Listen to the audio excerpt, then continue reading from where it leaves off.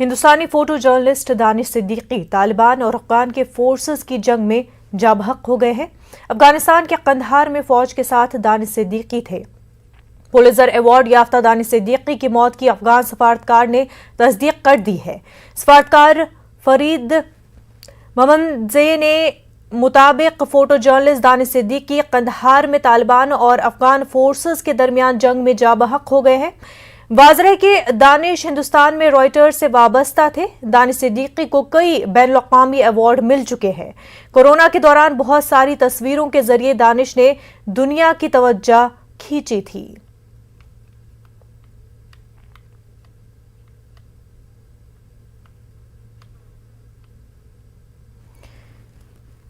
तो बहुत ही दिलखराश खबर जो सामने आ रही है इस वक्त। हिंदुस्तानी फोटो जर्नलिस्ट दानिश सिद्दीकी तालिबान और अफगान फोर्सेस की जंग में जाबहक हो गए हैं।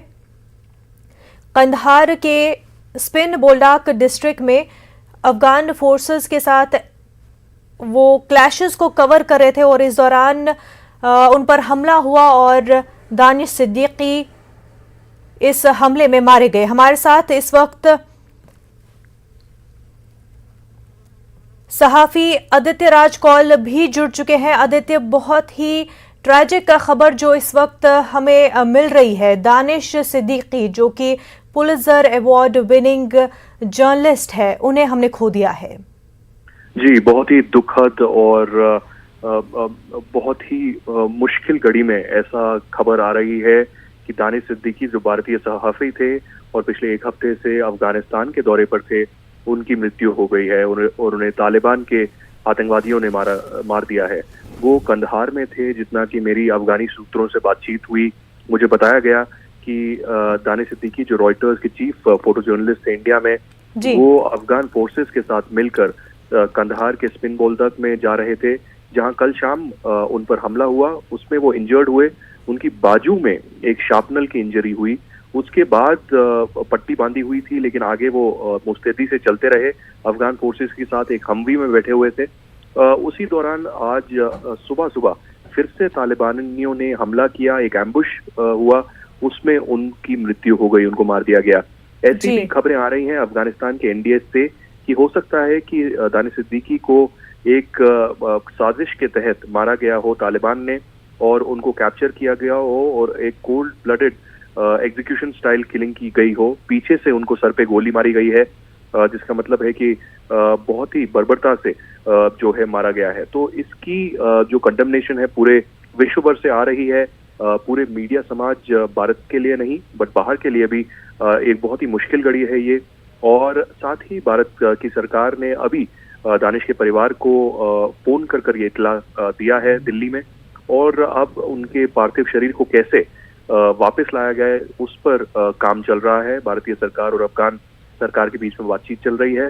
लेकिन बहुत ही दुखद घटना और बहुत ही मुश्किल घड़ी, और ये ऐसे समय पे आ रही है जब पाकिस्तान और तालिबान के आपस में कैसे संबंध हैं और पाकिस्तान तालिबान का कैसा समर्थन कर रहा है, इस पर भी एक बहुत बड़ा डिबेट जो है छिड़ा हुआ है। तो भारतीय सहाफी और चीफ फोटो जर्नलिस्ट रॉयटर्स के दानिश सिद्दीकी हमारे साथ नहीं रहे।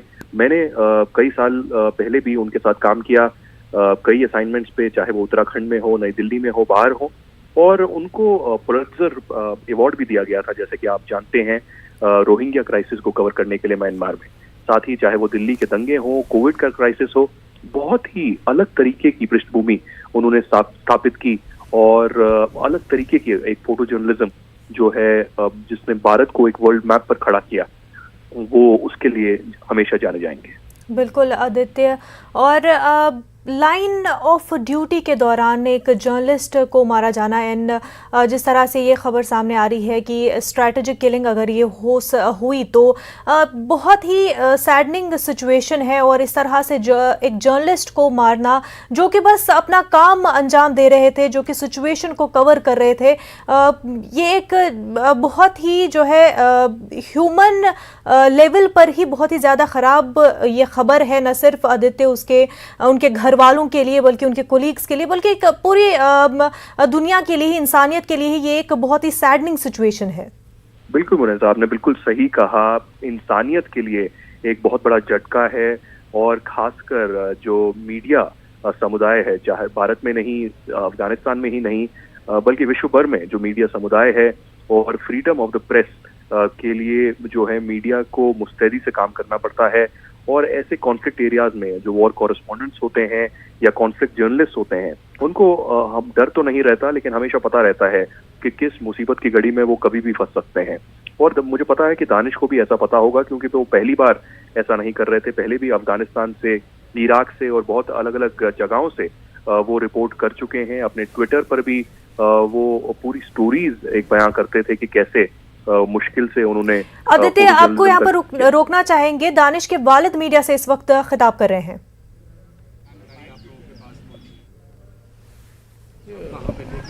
ऑफिशियली यह है कि वो अपने ऑफिशियल असाइनमेंट के ऊपर अफ़गानिस्तान में गए हुए थे, अपना जो भी उनका काम था वो कवर करने के लिए गए हुए थे। और हमें आज आफ्टरनून बिफोर नून ऑफिस से खबर मिली कि वो उनके साथ ही हादसा हो गया है।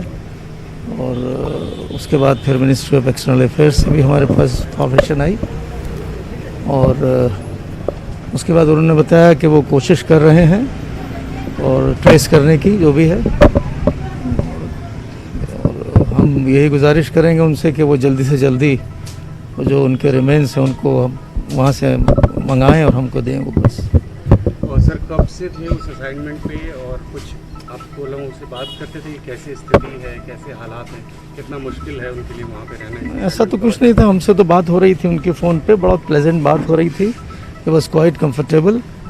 और उसमें भी बात हुई थी हमारी, तो ऐसा कुछ भी नहीं था। लास्ट बात भारत सरकार से कोई बातचीत हुई है अभी तक? किस तरह का भारत सरकार का फ़ोन आया है, भारत सरकार से, मिनिस्ट्री ऑफ एक्सटर्नल अफेयर्स से, और उन्होंने कहा है कि वो कोशिश कर रहे हैं। लेकिन ये कि कोई ऐसा कमिटमेंट नहीं है, लेकिन बहरहाल हम तो यही अपील करेंगे कि जल्द से जल्द भारत सरकार ये काम करे और उनकी बॉडी को ट्रेस करके हम तक पहुँचाए। लास्ट जब आपकी बात हुई थी तो एक पिता और बेटे का संवाद, क्या बातचीत आपकी हुई थी? क्योंकि काफ़ी टेंस माहौल में लगातार काम कर रहे थे। नहीं, but he was quite used to it, तो ऐसा कुछ वैसे लगा नहीं कि वो बहुत टेंस थे। नॉर्मली हम लोग तो रात में बात करते थे जब वो अपना गेस्ट हाउस में होते थे, तो ऐसा कुछ भी नहीं था। वो बज़ाहिर तो कोई टेंस नहीं थे, तो हमें नहीं लगा कि वो टेंस थे। वो कब गए थे सर? लगभग एक हफ्ते से ज़्यादा हो गए। लास्ट बात डे बिफोर। ठीक है। छोटे बच्चे हैं दानिश के या? हाँ हैं, बच्चे हैं छोटे।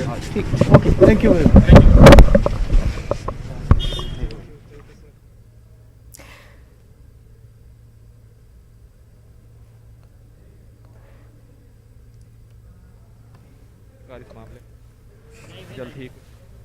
हमारे नुमाइंदे खुरम हमारे साथ जुड़े हुए हैं। खुरम, दानिश के वालिद जो है वो भी मीडिया से बात कर रहे थे और उनकी यही अपील गवर्नमेंट से है कि जल्द से जल्द जो दानिश के जैसे खाकी को यहाँ पर वापस अपने मुल्क, अपने घर लाने की तैयारियाँ की जाए, फैसिलिटेट जल्द अज जल्द की जाए।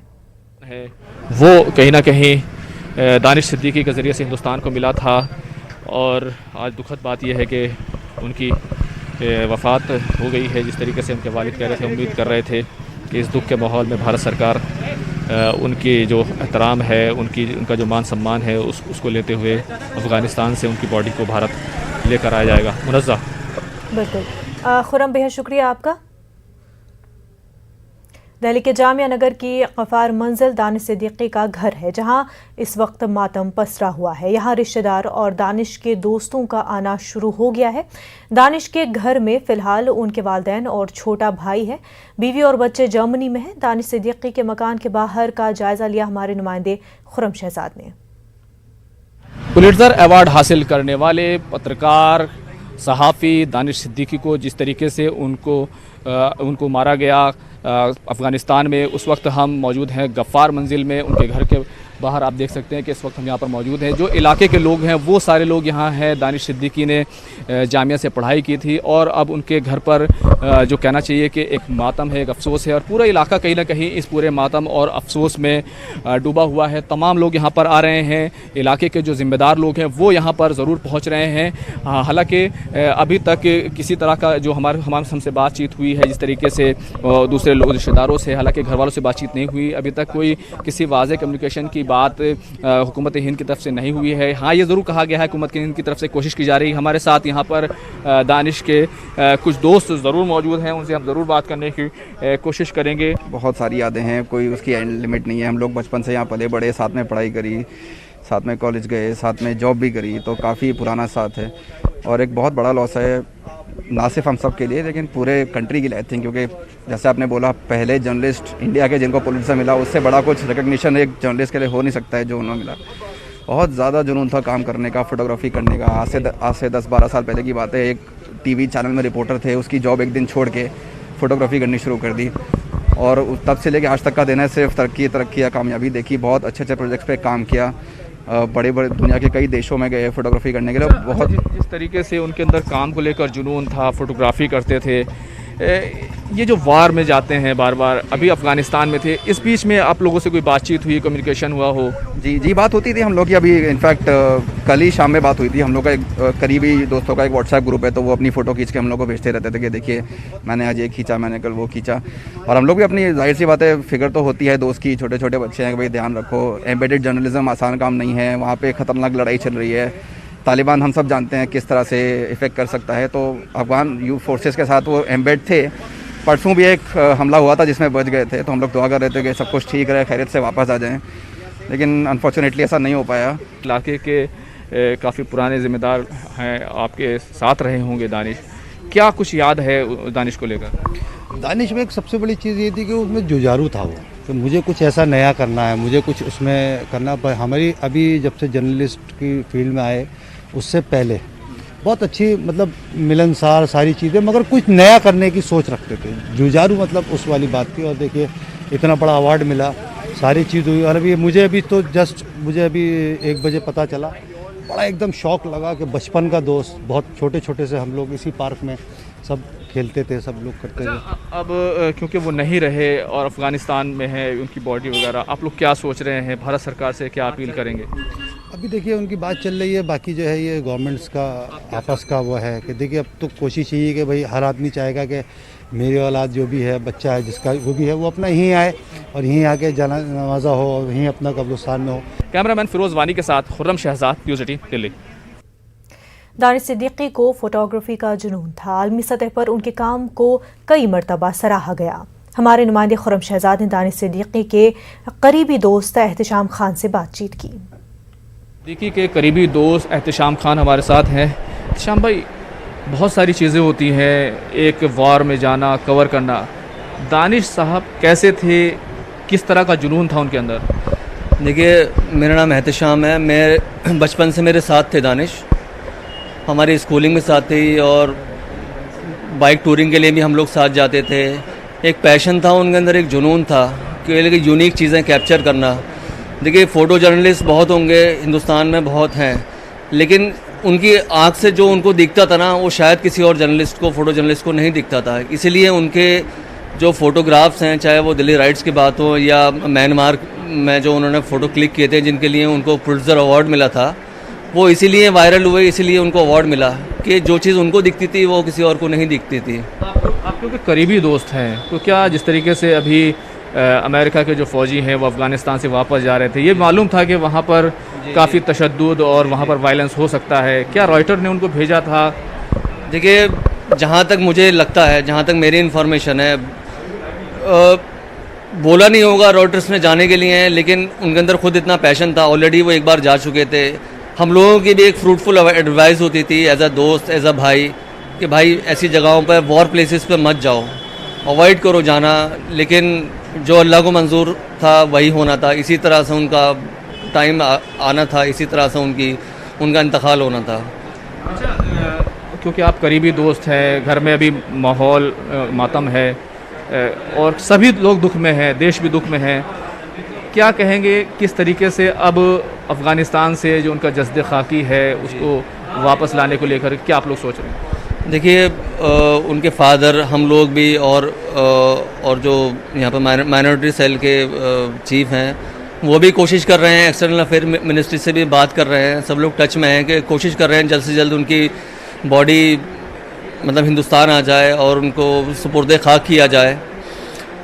और मैं ये कहना चाहूँगा कि हिंदुस्तान ने एक बहुत बड़े जर्नलिस्ट को खो दिया, बहुत बड़े जर्नलिस्ट को, मेरे भाई को खो दिया। उनके जाने का टाइम नहीं था, अभी बहुत जल्दी चले गए, नहीं जाना था उनको। अभी बहुत बड़ा लॉस है हिंदुस्तान के लिए, बहुत बड़े एक जर्नलिस्ट को खो दिया हिंदुस्तान ने। सब आपके गम में, हम सब दानिश सिद्दीकी के गम में शरीक हैं। वाकई भारत ने एक चमकता सितारा खोया है। कैमरामैन फिरोज वानी के साथ खुर्रम शहजाद, न्यूज़ 18 दिल्ली।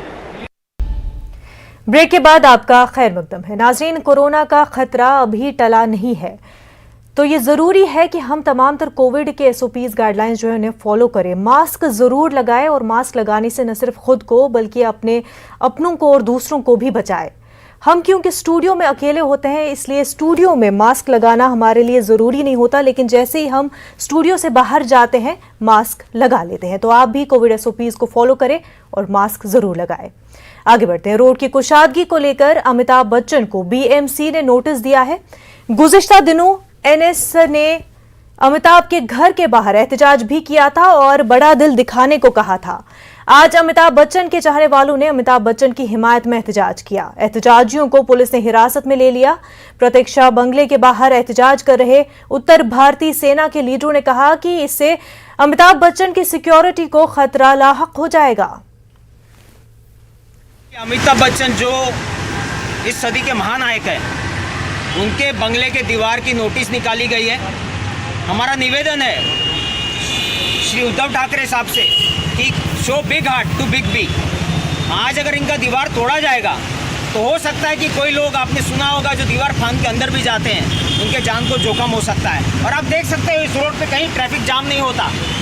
ये जो मुहिम बनाया इन्होंने कि उत्तर भारतीयों के पीछे पड़े, जैसे मनसे ने कल यहाँ पे कार्यक्रम किया कि दीवार तोड़ा जाए, हम उत्तर भारतीय सेना और ऑल इंडिया ब्लू टाइगर ये मांग करती है कि जो सदी के महानायक है अमिताभ बच्चन, इनके दीवार को हाथ न लगाएं और इस नोटिस को रद्द करें।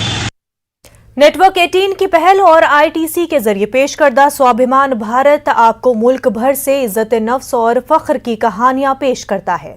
स्वाभिमान भारत की सबसे बड़ी मिसाल हमारे एथलीट हैं, जिन्होंने मुख्तलिफ मौके पर और आलमी सतह पर मुल्क का सर फख्र से ऊंचा कर दिया। हमारे एथलीट टोक्यो ओलंपिक्स में मुल्क का सर एक मर्तबा फिर फख्र से उठाने के लिए जा रहे हैं। नेटवर्क 18 ने भी उनकी हौसला अफजाई में मुल्क के लोगों को शामिल किया है। उन्हें इस इक़दाम में हौसला देने के लिए वज़ीर-ए-आज़म नरेंद्र मोदी ने मंगल के रोज इन ओलंपिक एथलीट्स और उनके अहल खाना से बातचीत की।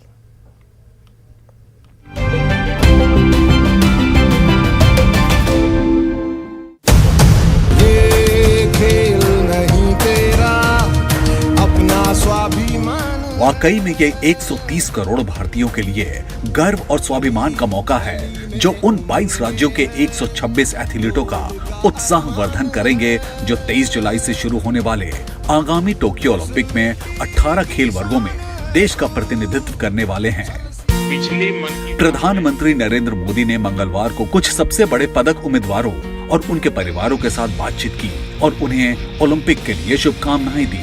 आप में एक कॉमन फैक्टर दिख रहा है, डिसिप्लिन, डेडिकेशन और डिटर्मिनेशन। आप में कमिटमेंट भी है, कॉम्पिटिटिवनेस भी है। यही क्वालिटीज न्यू इंडिया की भी है। इसलिए आप सब न्यू इंडिया के रिफ्लेक्शन है, देश के भविष्य के प्रतीक है। टोक्यो ओलंपिक की उल्टी गिनती शुरू हो गई है। आइए हम सब एक साथ आएं और टीम इंडिया का हौसला बढ़ाएं। ओलंपिक के लिए ये वीर एथलीट स्वाभिमान भारत का एक ज्वलंत उदाहरण है।